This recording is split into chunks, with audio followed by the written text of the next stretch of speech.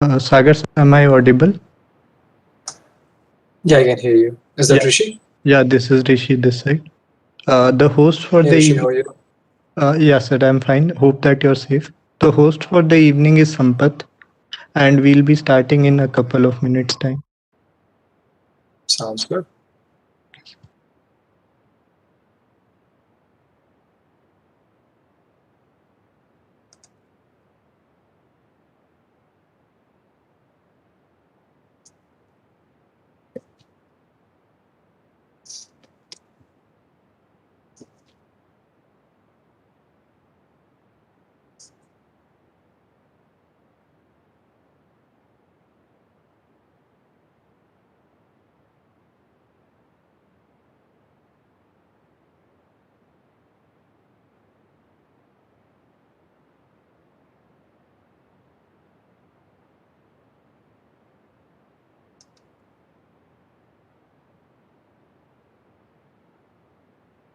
Is no one planning to turn on their video cameras?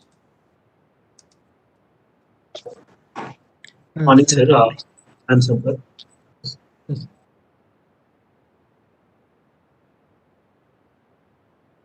Hey, Sampath, how are you? I'm good, sir.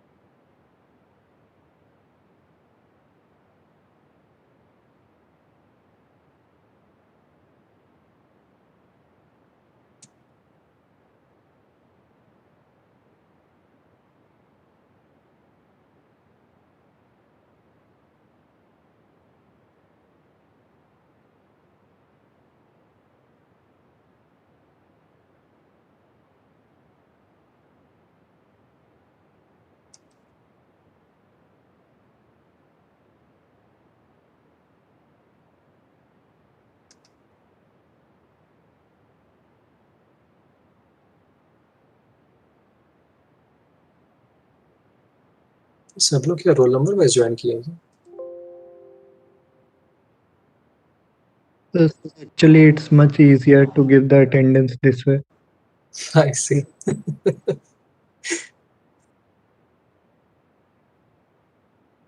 इसमें proxy लगाना भी आसान हो जाता होगा.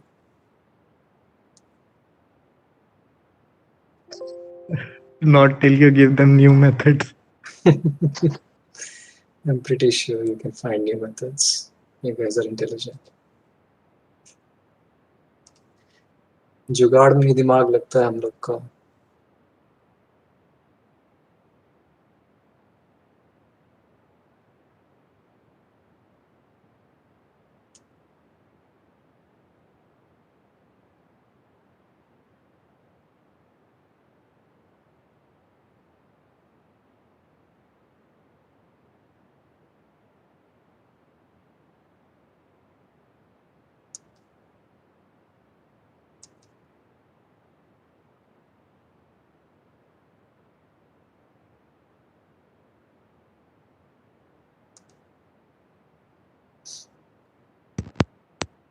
Good morning, sir.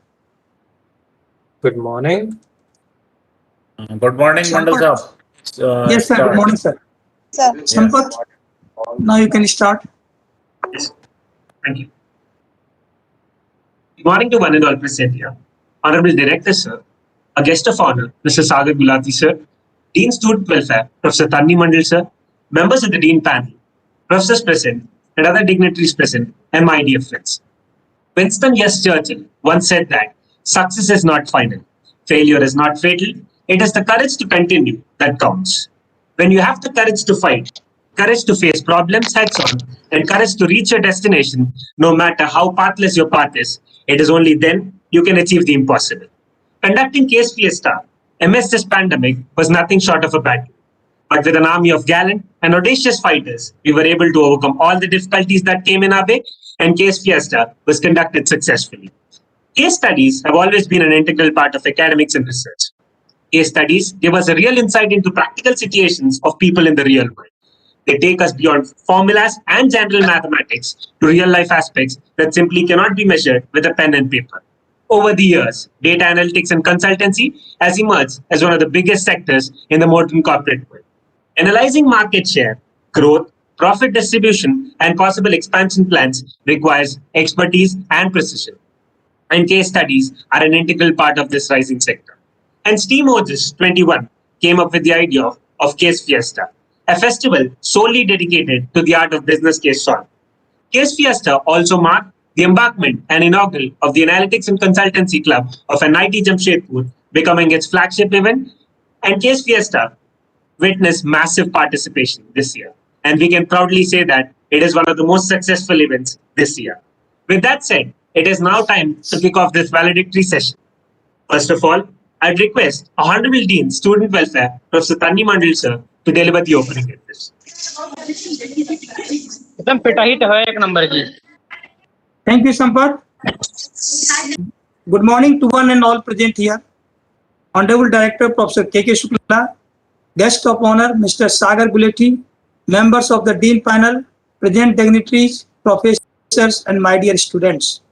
It is my greatest pleasure and honor that I have the opportunity to say a few words on the valedictory ceremony of such festival.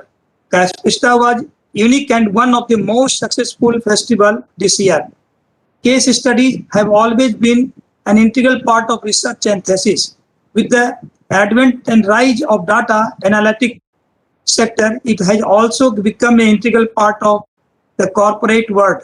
Looking at the placement scenarios and observing the rise in the data analytic sector, we felt that it was necessary to train our students for the possible future. Case Fiesta is the first festival of NIT Jamshedpur that was solely dedicated to the art of solving business case studies. With our 200 students participating in it, has surely become one of the most successful events this year. I hereby congratulate Team OJAS 21 for this marvelous effort. The Student Welfare Section of NIT Jamshedpur has always been dedicated to the cause of building a conducive and inclusive learning environment for our students. Case Fiesta was a step forward on that road. We hope to continue the same in the coming future. Once again, I congratulate all the students and participants. May you have a great year ahead. Thank you. Thank you very much, sir, for those golden words. After that inspiring address from sir, I'd request our Honorable Director, Professor Karnesh Kumar Shukla, sir, to address the students.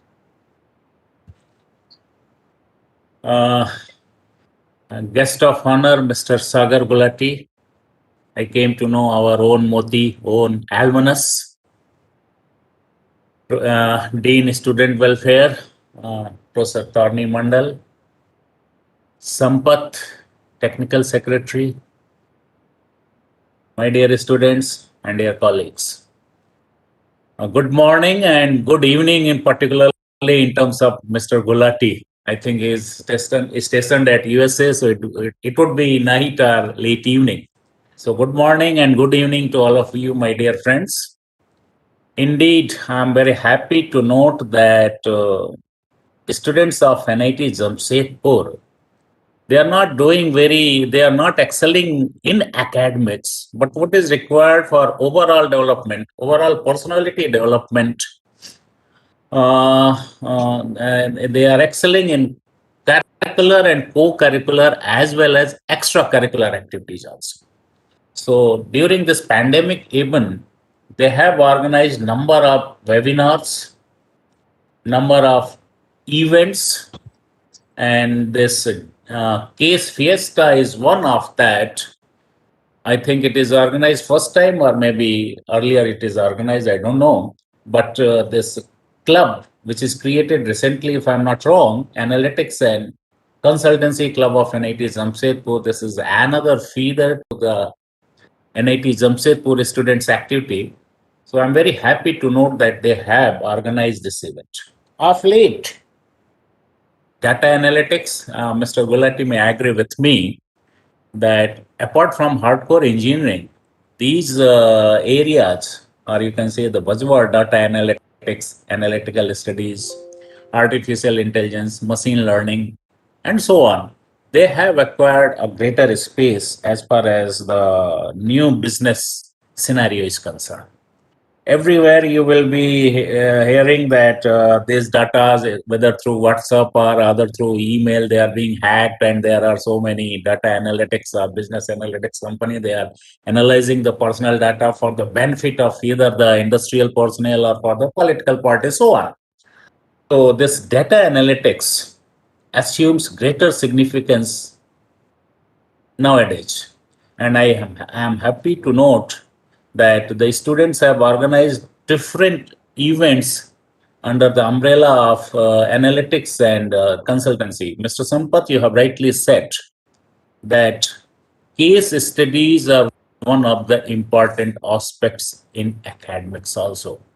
Whether you do hardcore engineering or whether you do research, what you do it, you have to analyze certain cases. Then only you can reach to certain conclusions. I call upon all students not to depend on only rote learning, but be little bit innovative.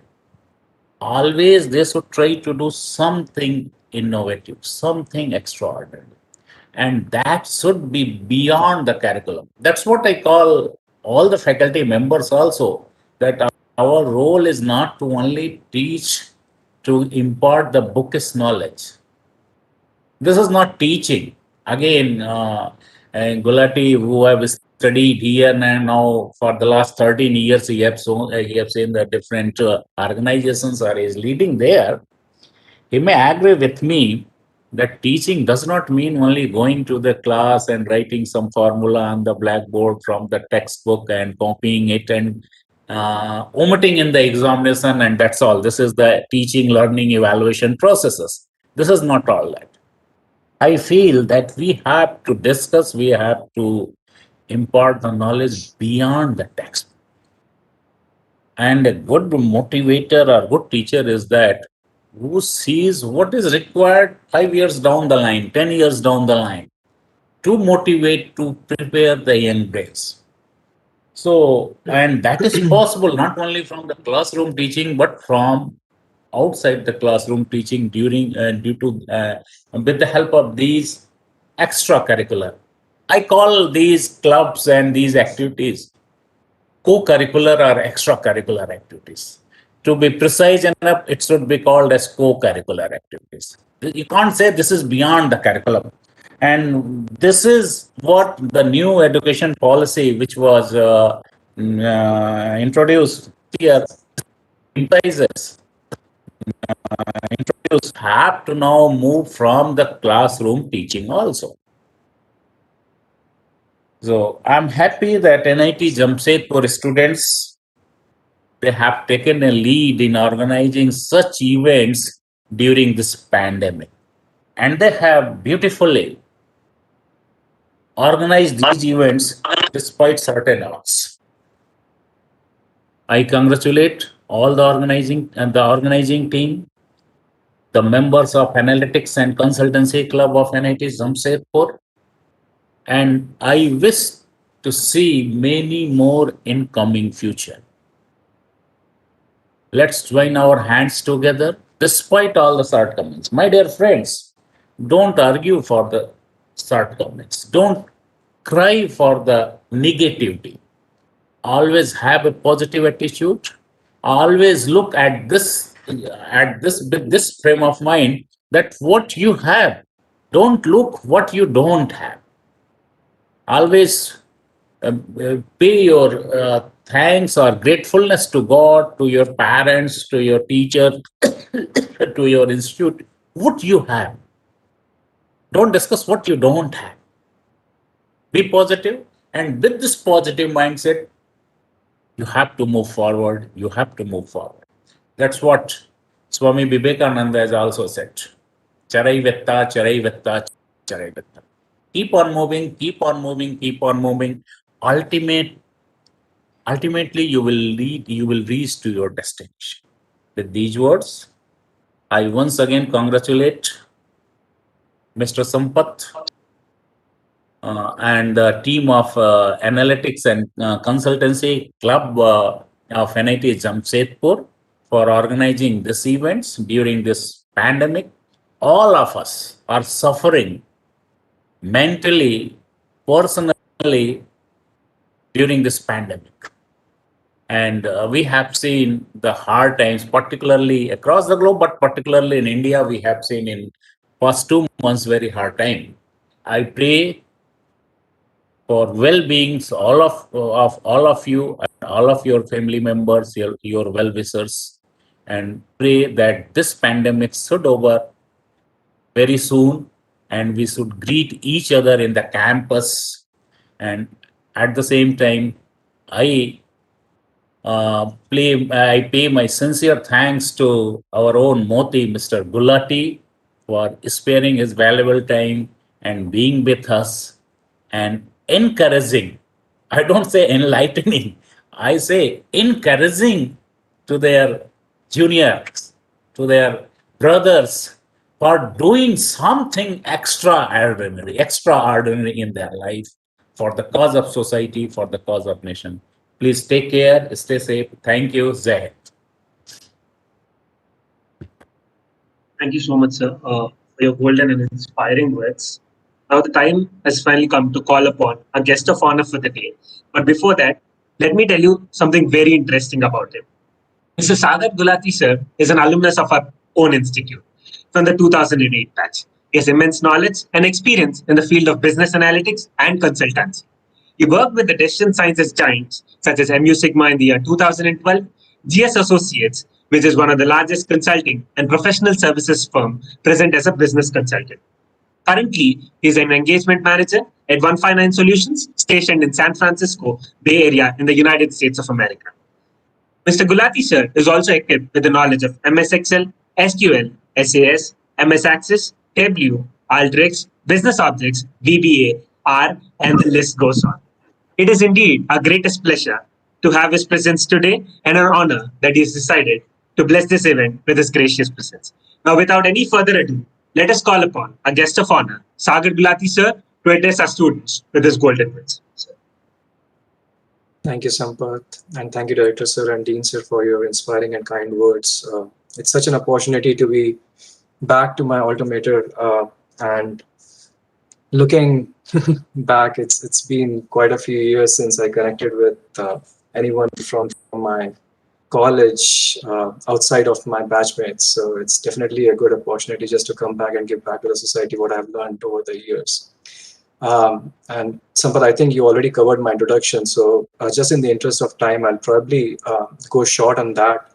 But before I jump into anything, team, I just wanted to understand from this group, what is it that you guys are looking for to hear from me? I have certain thoughts that I can tell you about the consulting world, how it operates, what are the different career options, how you can get there, how a typical journey of a consultant looks like. I just want to make sure that if that's what you're looking for, if there is anything else that you want to hear from me, maybe I'll just note it down and address that as well so that I don't miss on the objective. So is there anything else that you guys are looking in particular from me to address right now today? Sir, it is very much that the chat box is open, so all the participants can post in your questions once Sir opens for the question. So before that, you can continue. Awesome. No, thank you. And I think just to, and Sampath already covered most of the things, but just to do a recap of my journey. So started in 2008 with an NIT Jamshedpur, loved the experience that I got over there. It was way different than what it is right now. the facilities, the architecture, the college, the students, the framework, everything is so different now. And I've been there in the past few years. I just used to go to Shimla Point, reminisce some of the memories that I have from my college. So whenever I used to visit the area, I used to come back to college, and I've been there like 2 or 3 times since I graduated. That being said, the journey started somewhat with these co-curricular activities that you guys are currently part of. I was the TAP coordinator for computer science department back then. I also was the general secretary for Computer Society of India. I was the general secretary for IEEE. So all these co-curricular activities, and I was the general secretary of the hostel. That is where it started, where I used to clean the toilets and make sure that everything is smooth, because we wouldn't get our warden to clean the toilets back then. So it was very different, as I was saying. So interesting times, but all of this definitely added to my experience. It all started with little bits of participation in these co-curricular activities. I remember, like in 3rd and 4th year, I used to take a tour of the entire East India, starting from NIT Jamshedpur, going to NIT Durgapur, to IIT Kharagpur, to NIT Rourkela, to KITS Bhubaneswar. And I used to present papers the way you guys are participating in the case studies. And that is where it all actually began. And I used to enjoy that journey because, I mean, I used to do pretty well, and I used to earn like at least 15,000-20,000 back then during that entire season. And that is after paying for my tickets and for the booze. So pretty much had that as the income source at that point of time when the Tech Fest season was going on. Then moved on to lead the training and placement cell for computer science department, and that definitely gave me a lot of exposure. The interesting story, I mean, I don't think anyone of you would be aware about, is it was not my first choice to go into consulting. I was a computer science graduate. I wanted to go into software. I was good at programming. I was good at coding. But my girlfriend back then in college, now my wife, so we both met at an NIT Jamshedpur, and we are together as a husband and wife now. She wanted to go into consulting, and it all started with that idea that, hey, consulting is lucrative, but what is really consulting, right? We didn't have any clue at that point of time. We just heard about these companies called Deloitte. We heard about ZS. We heard about Music. We didn't know what consulting was. Can you guys still hear me? I hear some background noise, sorry. Yes, sir. Sorry? Yes, sir, you're audible. Awesome. Yeah, so it all started with that idea that we heard of these companies. Mu Sigma came to our campus for recruitment. Deloitte came to our campus for recruitment. I just sat for consulting companies because I was stuck with this idea saying that I don't want to do coding. And I was naive at that point, didn't know like really what consulting is, didn't know what really you have to do as a software engineer. Do you end up as a tester, or do you actually code something, or do you create AI machines? What do you do? I had no clue, right? So all you hear is like these packages, these numbers, these big companies who are trying to lure you. And at that point of time, the first offer that you get is the one that you go and choose, which I don't think should be the way. That's why I want to like guide you at least, or basically, as the director said, not enlighten you, but encourage you to be aware about what you are choosing. Now, it started with Mu Sigma as my first, Deloitte as my first offer on campus, and then Mu Sigma as the off-campus offer. Between these two companies, I'll touch upon, like I chose Mu Sigma even though the package was less, but I wanted to go with the experience. And that is also another thing that you guys should be aware about, that it's not always about the money. It's not always about the numbers. It's not always about getting higher package than your roommates or your best friends and trying to show that, hey, you got the highest package in the class or whatever. It doesn't matter. It really doesn't matter. All matters is like, what is the company going to give you in terms of experience at that point when you're starting, right? I mean, at my age, you really need money to pay your bills. So I would go with a company who would pay me more, right now at least. So at that time, Mu Sigma, very good program, wanted to just go with the company because they would teach me in 6 months Excel, R, SAS, VBA, whatever I wanted to learn. Colleges don't teach you. It's not in the curriculum. It's not required by the companies that you know these languages. And that's how it all started. Like, this is what like lured me in that Mu Sigma can give me a good platform. Deloitte was more technical role, and I didn't want to go into technical. Otherwise, I would have sat for the software companies to begin with. So Mu Sigma, went to Mu Sigma as a business analyst, learned a lot over there. Stayed with them for 6-7 months. Got tired. Consulting is hectic. It drains the energy out of you. I was easily working like at least like 16 hours a day on an average with Mu Sigma. I was enjoying that journey. I mean, with college, it's always late nights. Now I don't know with the pandemic how you guys managing it, but it used to be fun back then. So yeah, I enjoyed the journey of Mu Sigma. Stayed there for 7 months. Got a better offer at ZS. My girlfriend was moving, so I thought, okay, I'll move to Pune, and it was a wise decision. I mean, ZS was a great company, and I got experience to work with some of the beautiful counterparts, some beautiful minds at ZS, and they were so encouraging, and it was just such an eye-opener that at the end of the day, it's all about learning the business, understanding what are we trying to solve for the clients. But again, it's the offshore model, right? You don't really work with the clients every day face to face. You're just working on the analysis that will be used to answer some of the questions that the clients are having. And then stayed there for 2 years, got promoted, moved to different team, got my H1B. The journey began, and then I came to US to work for a client over here. And then I worked with this client, loved the work again, but got a better opportunity with 159. So that's when I moved to 159. Right now, I'm working as an engagement manager. Now, there are a few things that I want to cover, but I'll just tell you this, guys. I mean, at your age, you need to be aware about like 2 or 3 fundamental things. One is you will hear McKinsey, Bain, Booz, Allen. These are all big strategy consulting firms, which necessarily don't hire engineers. If you want to get there, you have to go through MBA. So you can work for any company, you go for an MBA, and then you will start as an associate. That is always the position that they offer. You start over there, but it's very draining. It's very demanding job. It's very hectic. It pays off in the long run, but I mean, you could get there even as a software engineer. It's really about like whether you want to really take on consulting as a profession because you are passionate about it, or you're going there because you are from mechanical and you don't want to go to the core company, or you are from computer science and you really don't want to do coding. Even in consulting, you have to do coding. I mean, the directors have talked about machine learning, data science. This is all coding at the end of the day, right? You code in Python, you code in R, you code in VBA, you write formulas in Excel. It's all coding at the end of the day. You cannot escape from that world. So you really need to ask, why do you want to go in consulting? Some people say it's about money. You can get even better pays in software engineering. The real thing about consulting is the growth is really fast. You start off as an analyst, you move to consultant in 2 years, you move to senior consultant in another 2.5 years. Then you become an engagement manager in like 3-4 years. Then you become a principal, and that is where the real thing begins. Like you start sharing profits in the company. You basically become a partner in the company where it's your portfolio, your account that you're managing, and you're growing the business. Those kinds of things you will not get exposed in, like, let's say in software or in mechanical or electrical if you have to work with Tata or any other company based out of India. So there are some differences. It's all about like where do you want to get at and what kind of life you want to create for yourself. There are many friends of mine who are with Tata Steel, IOCL, happy. Some of them are not. Some of them are working with software giants like Amazon. My wife is with Google.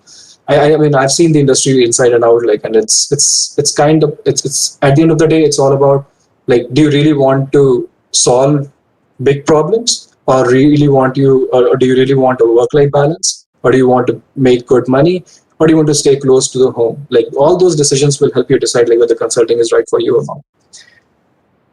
Going back to the types of consulting firms that are out there, the McKinsey, Booz, Bain, Allen. All these companies, they will only take you after an MBA. So going from BTech to MBA, like that path you have to decide. But if you want to end there, that's the choice. With the kinds of Mu Sigma, Deloitte, ZS, it's possible. ZS, I'm not sure. I mean, I think it's hiring from like all the colleges right now. But at that time, it was only open to IITs and top NITs. So our NIT wasn't eligible for ZS associates back then, but I know that they have actually opened it to all the colleges now, given that they're expanding. So you can easily get there, and it's a good company. It's just that it's very niche. It's just in pharma consulting. Once you go to ZS, you really don't have options to go to, let's say, Walmart.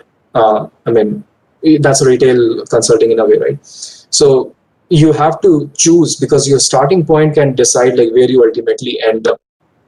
The other parts or the other kinds of companies would be the ones which would do analytics in-house. For example, even if it's a software company like Google or Facebook, they would be doing analytics for their own teams, where, let's say, the Facebook page team might have their own analytics team.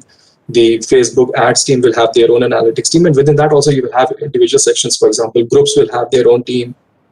Google Analytics will have their own team. So all of this is kind of analytics and consulting in a way, but you are working for the parent company. You're not working for the client.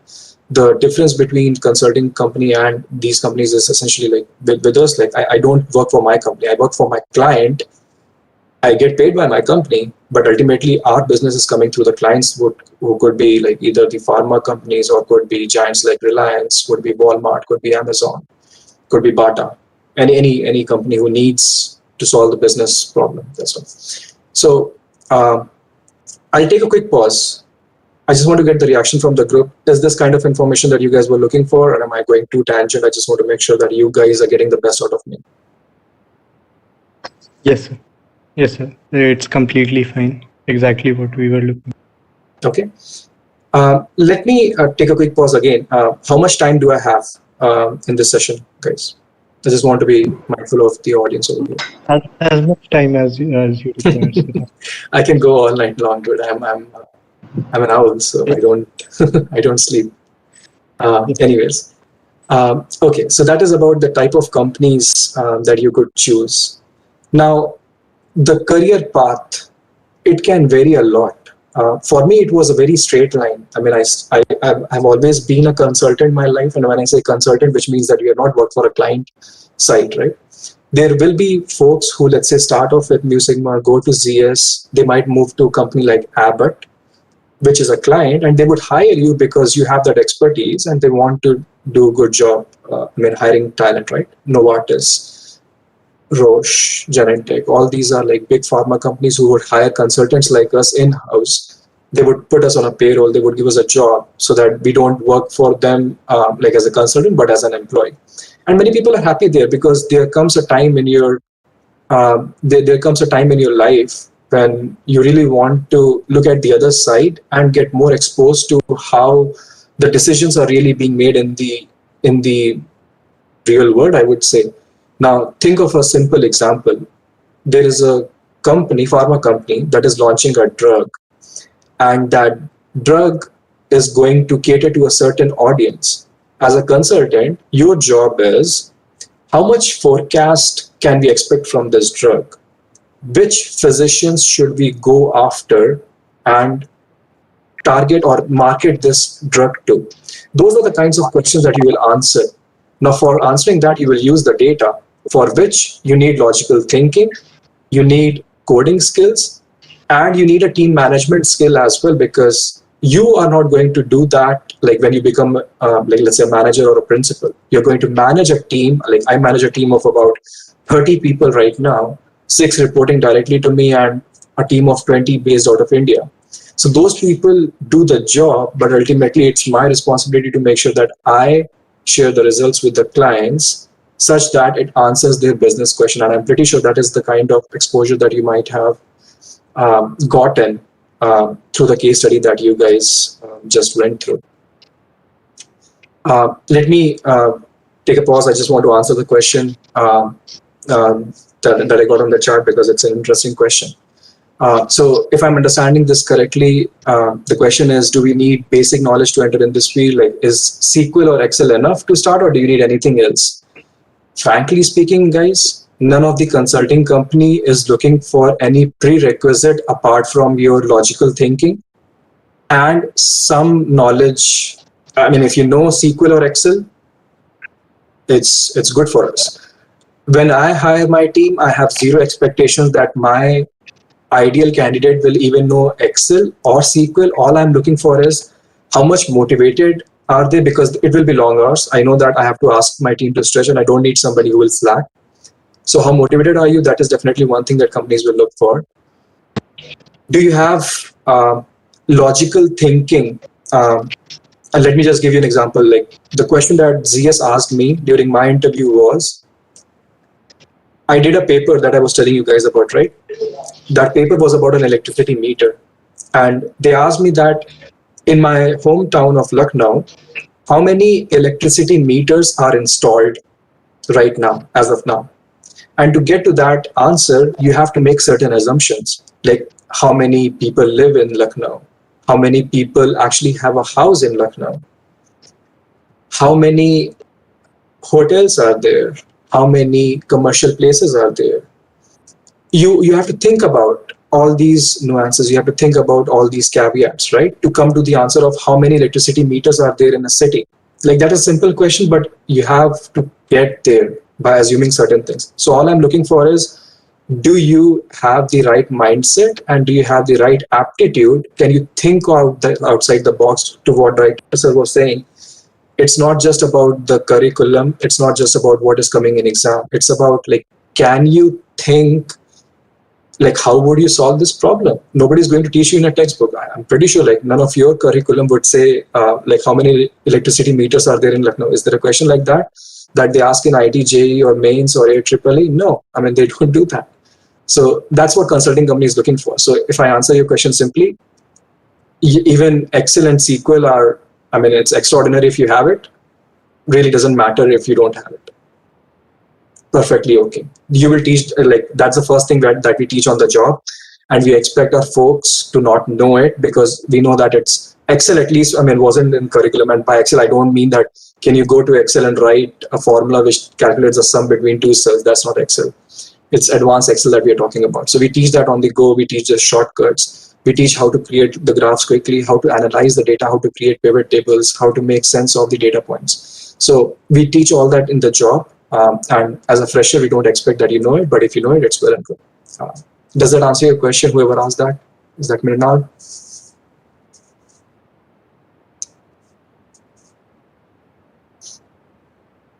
Okay, I'll take that as yes. All right, so what else, guys? What else do you want to know? Like what all other themes do you want me to touch? I mean, I can talk about anything in the consulting or even as like a career guide. You could talk about the importance of SQL. Sorry, come again? You could talk about the importance of SQL or SQL. Yeah, so sure. So here's the thing, right? I mean, whenever we are working on any analysis or solving any business problem, the backend data is very big. You can't make sense of that data without coding. And SQL is the first thing that you would learn because it's very simple, it's very user-friendly. You technically are communicating in simple English in my mind, because SQL is that easy to learn. I mean, I learned SQL in like 4 days. And the way you would use SQL is, let's say you have 2 or 3 different data tables, you want to join one with the other because you want to create the output in a way that you can address the question that you are working on ultimately, right? And not everything will be present in one table. Like it's just not possible because the data is so huge. So you would want to combine one table with the other, join one table with the other, create an output which you can then take out of the database and then analyze in a way that it can answer the business question. Does that answer the question? Like what is the importance of SQL? Or do you want me to go deeper into that? No, sir, it's fine. Just another question in the chat box. Okay. Sir, what are the consulting prerequisites required to enter the sector? So the companies, I mean, so let's say Deloitte, I remember at that point, they didn't allow, let's say, metallurgy or production engineering at that point of time. They wanted folks from computer science, electronics, and electrical. Mu Sigma was open to all the branches, but the shortlisting criteria starts with the branch, and that varies from company to company. So nothing much that you can do over there. But in terms of requirements, they will definitely do a case study. They will definitely do, an analytical round where they might even do a group discussion, which I don't see a point of. It's ridiculous. Group discussions don't make sense, but many companies would do a group discussion. So just for the sake of the process, you would want to be really good at it. don't just talk, don't just try to dominate, don't just try to listen. You just have to be like natural. And I can talk about GD as well, the experience that I had for Mu Sigma at least. Like people try to just show off. They just, I mean, they would either try to act a lot. You just have to be natural. It's just a conversation, and we are just trying to see like how good would you gel in a team. That's all. There will be like aptitude tests, I think, that you should be really good at. So, I mean, you can definitely go through some of the basic mathematical formulas, nothing too complex, but it's just about speed and accuracy. The other thing is about guess estimate that I mentioned, the example of this electricity meter case. Those rounds will also happen. As far as your prerequisite is concerned in terms of your, like, let's say the knowledge, it really isn't like, it's not related to anything that you do in engineering. It's all about being logical. It's about aptitude. It's about good communicator. I don't think they'll hire anyone who doesn't speak fluent English. Some companies might, but I know that Deloitte doesn't. I know that Mu Sigma probably will not. I know that my company will not. So you really need to work on your communication, because as I've seen folks who struggle with communicating fluently, that's one barrier that you guys have to fight. Does that answer the question, whoever asked it? I think so, sir. The next question is relating to that. You worked for firms in 2 different countries. So does consulting vary from country to country? It does. I mean, the experience in India is very different from what you get in US. So if you were to go, so you have to, the one thing that you need to know, guys, is that any consulting firm in India, any big consulting firm, Deloitte, ZS, Mu Sigma, 159, they don't work for Indian companies. Indian companies don't have money. The real money is with the US companies, right? So India, Deloitte, India, Mu Sigma, India, ZS, all these are offshore offices for the onshore clients. So right now, I'm onshore. I work with a team based out of India who is working for me literally. And then I work for a client. So the experience that you get over here in the US, that's like face-to-face interacting with the client, the business context that you get, it's more meetings, it's more strategy, it's more thinking, it's more relationship building. The work that you do in India is more execution. So I would understand the requirements from the client. I would talk to them, make sure that they get the results at the end of the day. I understand the problem, but my team back in India is going to actually take the data, write the code, and work on it. So that's the key difference. Like my team in India jumps on a client call, they would talk to the client sometimes here and there, but they are not getting all the context that a US team would get. And it's just about like being closer to the client, that's all. So that's how the consulting, consulting opportunities vary. And again, in India, you would still have like the same path where you can go from analyst to being a principal in a consulting firm. You can do the same thing in US. In India, your growth will be restricted after, let's say, an engagement manager, because not everybody will become a principal. You only have 1 or 2 principals in the office. But in US, you have unlimited growth, because the more money you can bring in for the company, the better it will be for you to expand your portfolio and ultimately create your own space to become a principal at the end of the day. So that's the key difference between India and US consulting. So, what is the competition in the firm between the team members after getting It really into is not, it's really not like that. I mean, nobody's competing against each other. It's not a cutthroat competition. It's not that you really have to beat the other folks to get there. It's all about like how you perform, because each person will be individually rated against a competency model, against the expectation that we have from the team member, and how well actually do you do. And it cannot be competition, because one of the key things about a consultant is he or she has to grow a team, and that can only happen if if there is no competition between the peers. Think of it like this. If people start fighting in a cricket team, you will not have a good match. It's the same case with consulting, where you're not competing with one another. You are just trying to do your job by and whatever is essentially required for the business, and trying to get better over there, rather than beating somebody else to make your mark in the organization. So I don't think there is that question is really valid that way. We'll be taking just Yes, two sir. more questions. One question is related to what books, like you mentioned earlier, that there in our curriculum there isn't any topic related to solving cases or problem solving.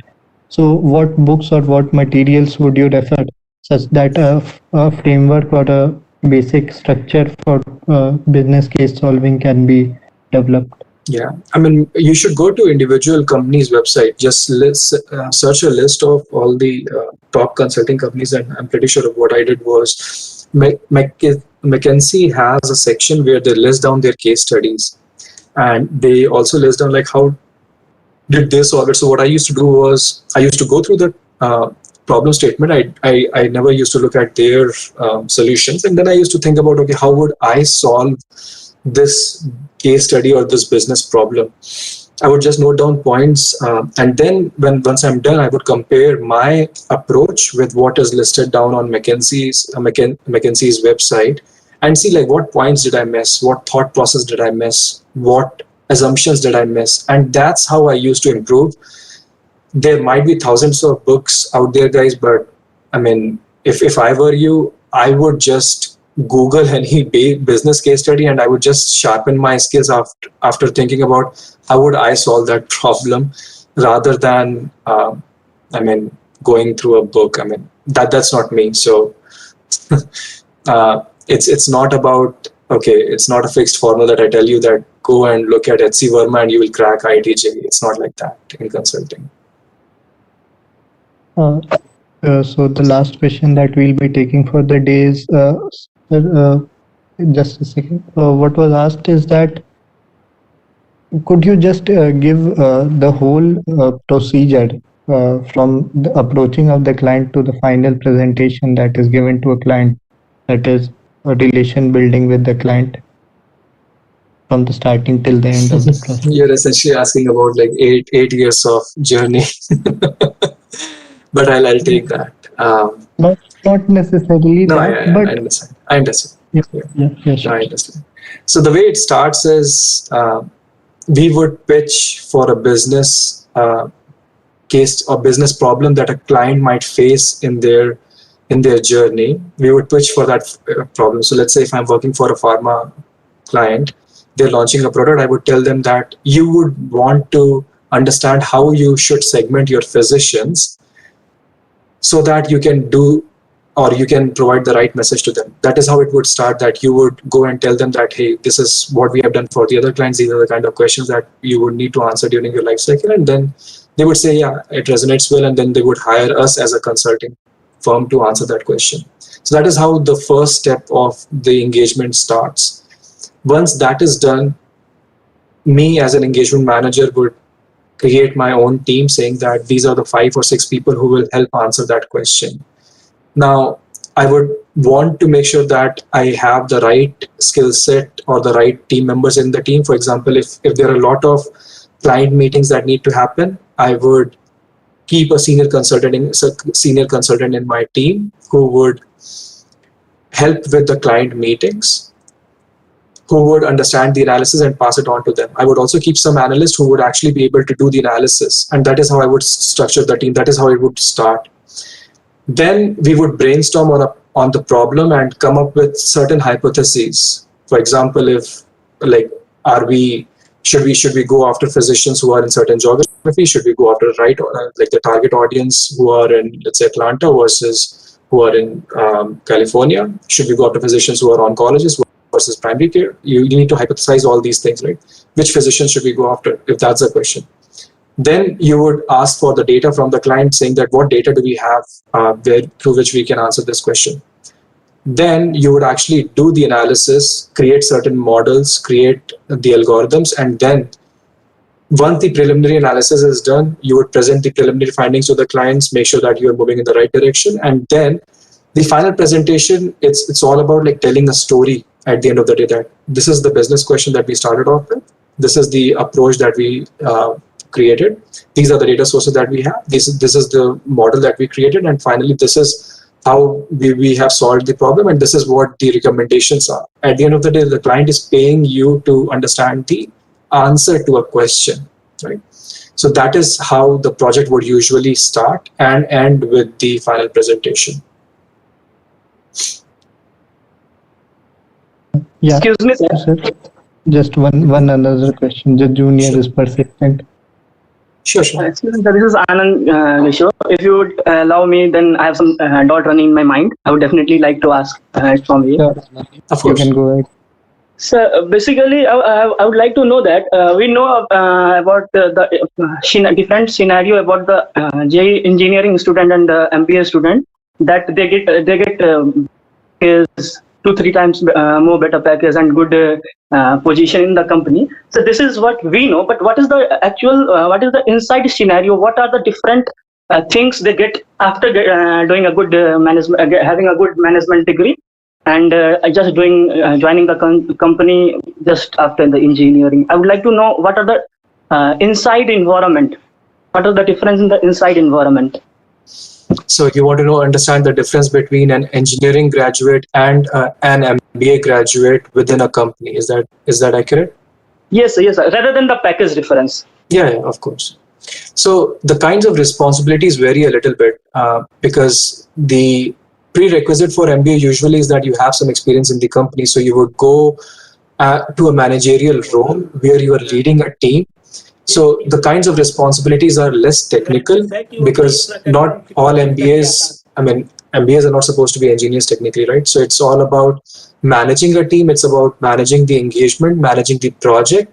The engineers might be more of the like task force or the folks who will actually work on that analysis and who will create the analysis for you, or who would create a machine learning model for you.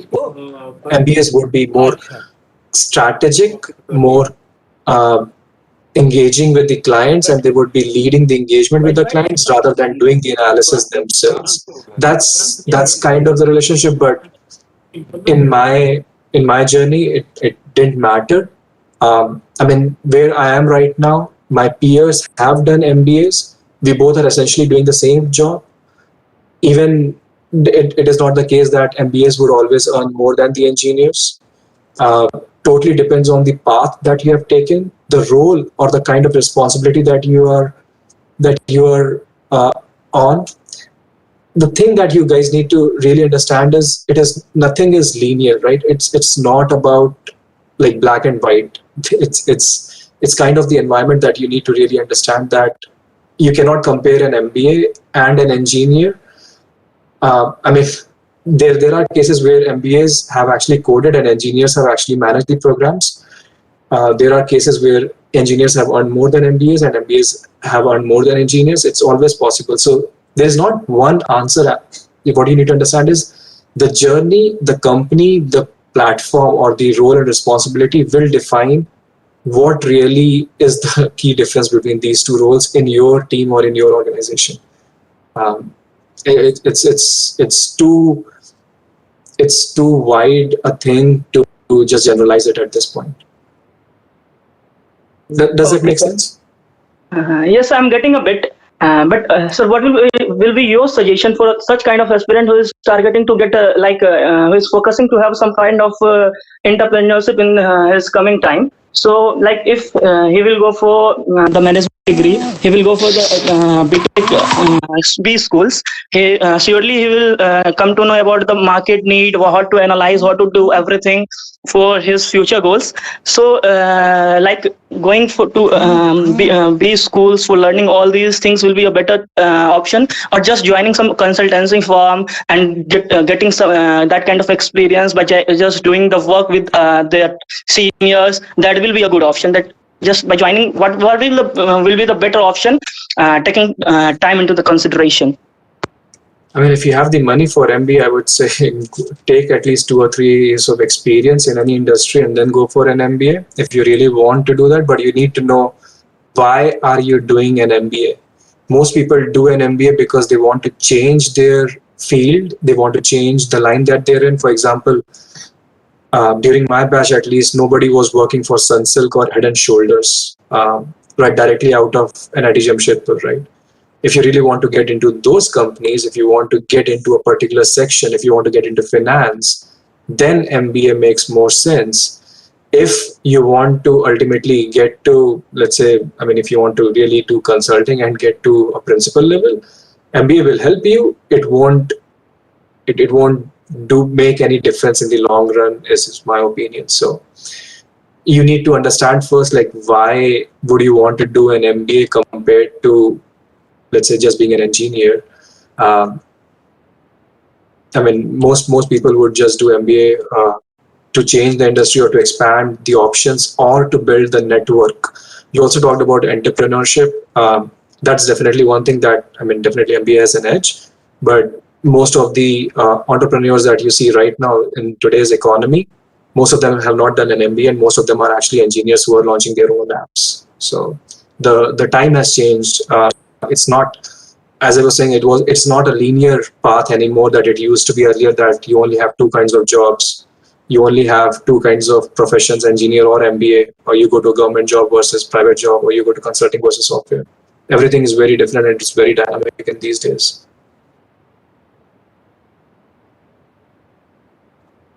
Thank you, sir. And I've got some idea, and thank you for the guidance, sir. Sure. Sampath, you can continue now.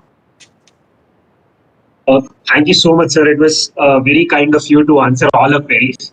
Considering the time constraints in place, I request all the participants to connect with Sagar sir on LinkedIn to get all your queries addressed, hopefully. Thank you so much, sir, for your golden words. Your teachings will remain with us throughout our lives. And very kind of you once again. Of course, now it's a great opportunity to connect with you all. Thank you. Moving ahead, in the end, I would request Joint Secretary of OJIS, Mr. Kumar Gaurav, to deliver the vote of thanks.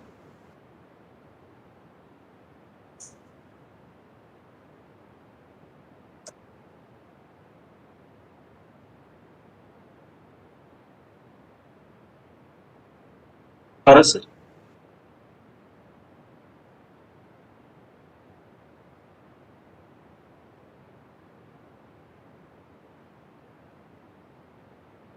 Gaurav, sir.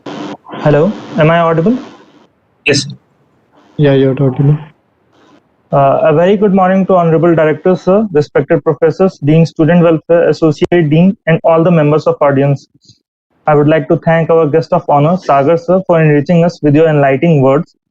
I would like to thank our Honorable Director, sir, for giving us this opportunity and the platform to organize this event. And also thank Tani Mandal, sir, Dean, Student Welfare, for this pleasant and much needed support throughout the planning and executing of the event. I would also like to thank Namrata ma'am, Vishesh sir, and Satish sir for their coordination. Lastly, I would like to thank the members of the audience for being such a good listeners. Thank you once again. Good afternoon, everyone. Have a nice day. Thank you, sir. With this, we come to the end of the valedictory function. Thank you so much for joining. It was a pleasure hosting. With this, we come to the end of the valedictory. Sir. Thank you, Sagar. Good. I listened to your talk completely. Thank you. Very good. This is KK Sukla. Okay. Also, Thank you, sir. so keep motivating time to time to our students. Keep motivating Of course. them. Of course. Very good. Very good. Okay. Thank you, sir. It was Thank nice you. meeting you all. Thank you. Thank you. Thank you, sir.